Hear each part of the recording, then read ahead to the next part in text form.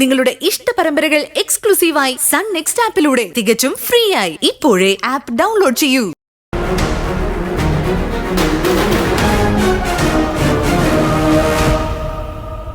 ഓഹോ, അപ്പൊ നീ രണ്ടും കൽപ്പിച്ച് എന്നോട് പൊരുതാൻ തീരുമാനിച്ചല്ലേ?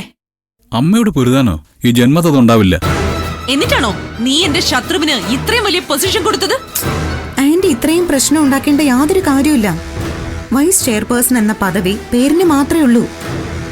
ഞാൻ ചെയ്യുന്നത് സെക്രട്ടറിയുടെ ജോലിയാണ്.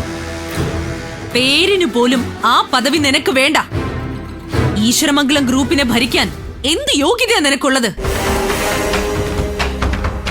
ഗൗതം, ഈ തീരുമാനം പിൻവലിച്ചില്ലെങ്കിൽ ഞാൻ ഇവിടം വിട്ടു പോവും.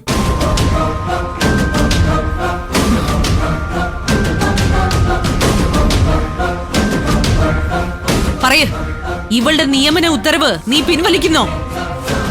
ഇല്ല, പിൻവലിക്കില്ല.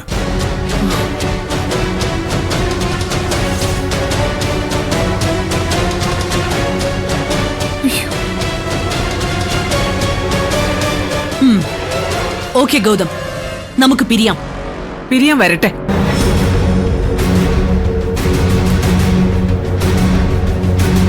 ഗൗതം ഇത്രയും ബോൾഡായ ഒരു തീരുമാനം പറഞ്ഞ സ്ഥിതിക്ക് എനിക്കും ചിലത് പറയാനുണ്ട്.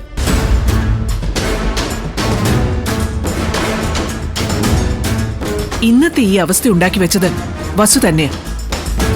ഞാനോ? അതെ, ശിവാനിയെ ഗൗതമിന്റെ സെക്രട്ടറി ആക്കാൻ ലക്ഷ്യമിട്ട് വസു കളിച്ച ചില കളികളാ ഇതിനെല്ലാം കാരണം.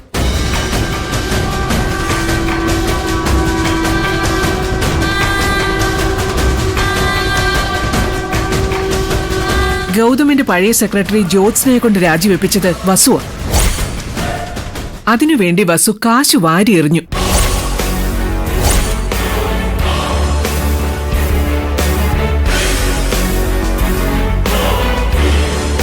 ഇതൊക്കെ ആന്റിയുടെ തെറ്റിദ്ധാരണയാ.